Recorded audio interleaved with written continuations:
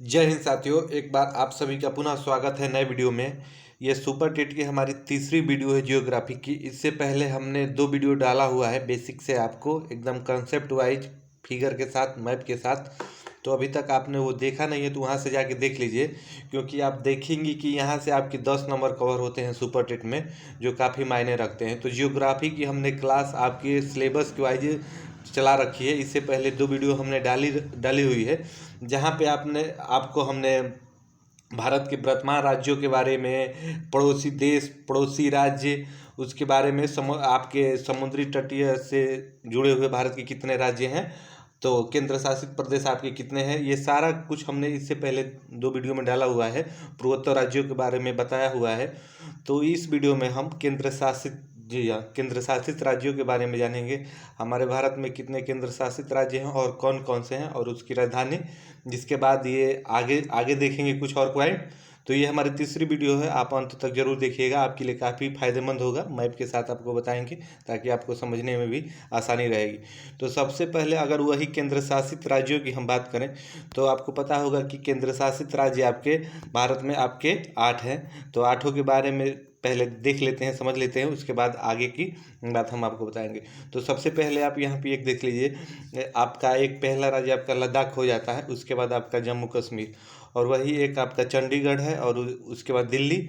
और 5वें नंबर की बात करें तो दादर नगर हवेली एवं दमन द्वीप हो जाता है। उसके बाद आपका पुडुचेरी, फिर आपका लक्षद्वीप एवं अंडमान निकोबार हो जाता है। तो यहाँ पे ये बताने के साथ साथ आपकी इसकी राजधानी भी आपके लिए महत्वपूर्ण हो जाती है। कभी कभी बेसिक ही पूछ लेता है कि लद्दाख की राजधानी कहाँ है। तो इस प्रकार से प्रश्नों के लिए आपके केंद्र शासित राज्यों की राजधानी भी पता होनी चाहिए। और आप यहाँ पे क्लियर कंसेप्ट के तौर पे ये समझिए कि आपके केंद्र शासित राज्य इस समय वर्तमान में आपके 8 ही हैं।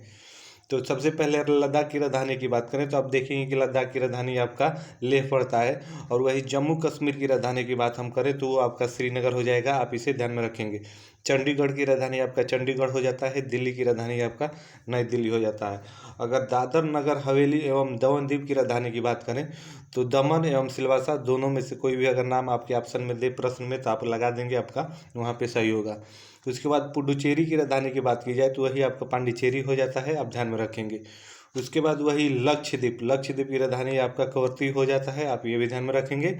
अंडमान और निकोबार की राजधानी आपका पोर्ट ब्लेयर हो जाता है। तो ये इतना आपके लिए काफ़ी महत्वपूर्ण है। इससे आगे आइए आप देख लेते हैं। तो सबसे पहले यहाँ पे एक और बात जान लीजिए, एक पॉइंट नोट करके आप लिख लीजिए। अगर आपसे कभी प्रश्न डायरेक्ट ऐसे बन जाए कि भारत का सबसे बड़ा जिला कौन सा है और भारत का सबसे छोटा जिला कौन सा है, आप देखेंगे कि भूगोल से ही जुड़ा हुआ ये भी प्रश्न है। ऐसे भी प्रश्न बन सकते हैं, तो आपको ये भी पता होना चाहिए।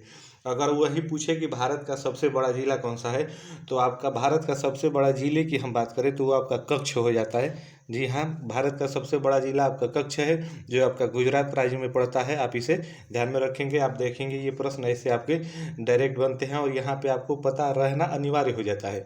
क्योंकि अगर आपको पता नहीं रहेगा तो आप तुक्के पे लगाएंगे, फिर वहाँ पे आपके गलत होने के चांसेस ज़्यादा रहते हैं।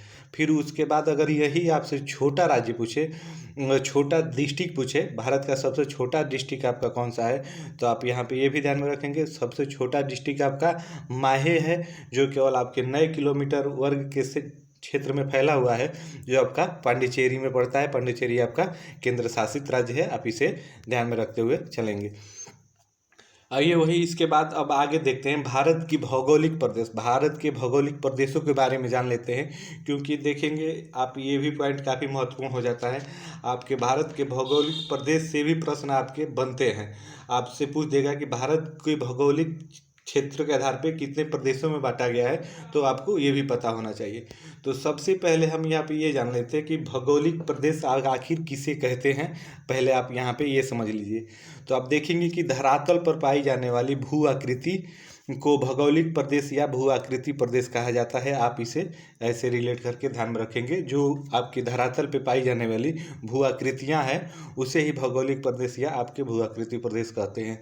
इसके बाद इसके आगे देखें तो इसके अंतर्गत आप देखेंगे आपके पर्वत आ जाते हैं, पठार आ जाते हैं, मैदान आ जाते हैं, मरुस्थल आ जाते हैं, फिर आपका तटीय मैदान और द्वीप इसी में शामिल होता है। तो आप ये भी ध्यान में रखेंगे।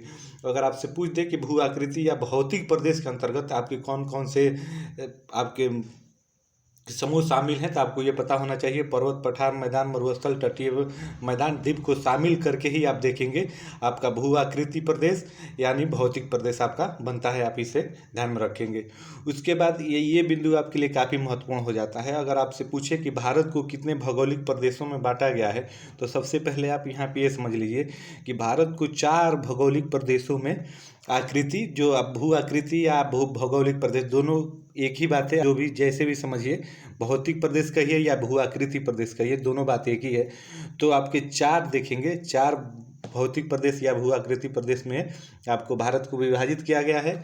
तो आप यहाँ पे ध्यान में रखेंगे। यहाँ पे प्रश्न आपके लिए काफ़ी कन्फ्यूजिंग भरा होता है।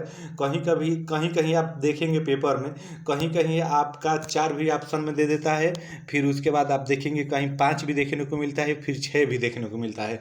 तो इसमें आपको कन्फ्यूजन नहीं होना है कि आपको 4 लगाना है, 5 लगाना है, 6 लगाना है, ये भी आप यहाँ पे समझ लीजिए। तो आप तो 5 नहीं लगाएंगे, 5 जहाँ पे भी दे वो गलत है। 5 ज़्यादातर कन्फ्यूजन आप देखेंगे 4 और 6 में ही होता है। तो आपको यहाँ पे हम बता देते हैं कि अगर आपका 4 और 6 दोनों ऑप्शन में दिया रहेगा तो आप 4 पे ही टिक करेंगे, क्योंकि 4 ही भौगोलिक प्रदेशों में बांटा गया है। अगर 4 आपका ऑप्शन में न दिया हो तो आप फिर वहाँ पे 6 लगाएंगे, 5 नहीं लगाएंगे, तो आपका 6 वाला विकल्प सही होगा। अगर 6 और 4 दोनों दिया है तो आप 4 लगाएंगे। तो आइए यहाँ पे देख लेते हैं 4 आपके भौगोलिक प्रदेशों के बारे में। तो सबसे पहले प्रदेश की बात करें तो आप देखेंगे कि उत्तर का पर्वतीय क्षेत्र एवं मैदान आपका एक भाग में आ जाता है। उसके बाद प्रायद्वीपीय भारत एवं प्रायद्वीपीय पठार इस दूसरा हो जाता है। उसके बाद तटीय मैदान एवं द्वीप आपके हो जाते हैं, और उसके बाद आपका एक मरुस्थल हो जाता है। तो इस प्रकार से इसको बांटा गया है। तो यहाँ पे आप देख लीजिए कि यहाँ पे एक दिया है आपका पर्वतीय क्षेत्र और पर्वतीय मैदान आपके 2 हो गए। उसके बाद आपका पठार 3 हो गया। उसके बाद तटीय मैदान 4 और द्वीप आपका 5, और ये आपका मरुस्थल 100। तो इस प्रकार से देता है। तो यहाँ पे इस प्रकार से आपका 6 हो जाता है। तो आप इसे ध्यान रखेंगे। अगर दोनों आपके ऑप्शन में हो तो आप हमेशा 4 लगाएंगे, आपका कभी भी गलत नहीं होगा, वो सही होगा। तो आइए आगे इसके और जान लेते हैं। वो जानने से पहले आप इस मैप को, नक्शे को समझ लीजिए। ये काफ़ी महत्वपूर्ण हो जाता है।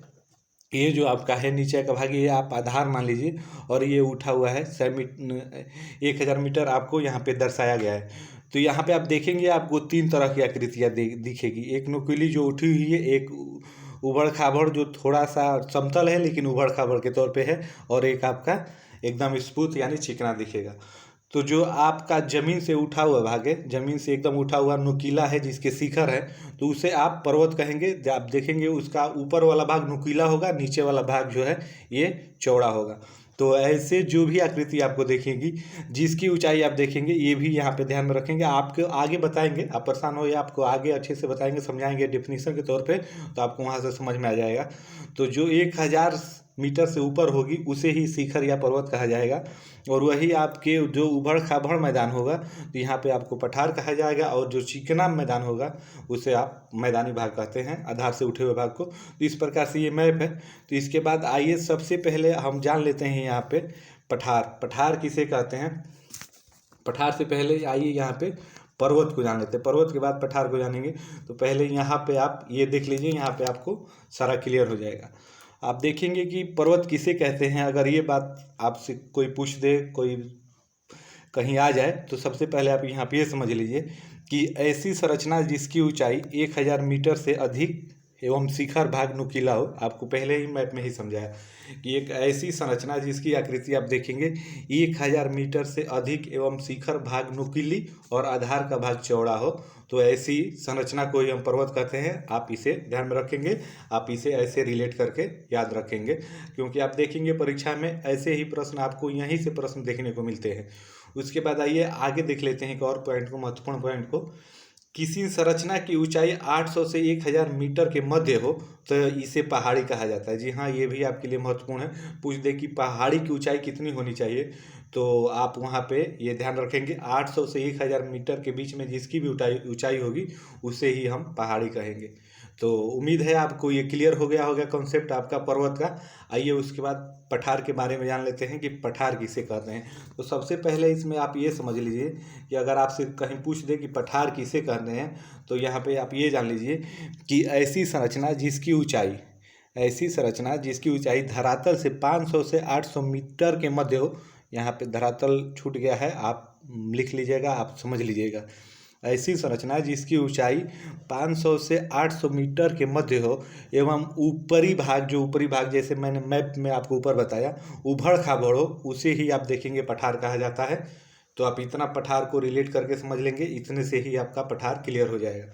अगर आपसे कोई पूछे कि पठार किसे कहा जाता है तो आप बताएंगे कि ऐसी संरचना जिसकी ऊंचाई 500 से 800 मीटर के मध्य हो और ऊपरी भाग उसका उभड़ खाबड़ हो, तो उसे ही हम पठार कहेंगे। तो इस प्रकार से आपका ये क्लियर हो गया। आइए वही अब मैदानी भाग के बारे में जान लेते हैं कि मैदानी भाग किसे कहा जाता है। तो मैदान के बारे में सबसे पहले आप ये जान लीजिए कि ऐसी संरचना जिसकी ऊंचाई 200 से 500 मीटर हो। आप समझ रहे हैं, धरातल से, धरातल यानी आधार से, आपका मैप में आधार मैंने मान को आपको बताया।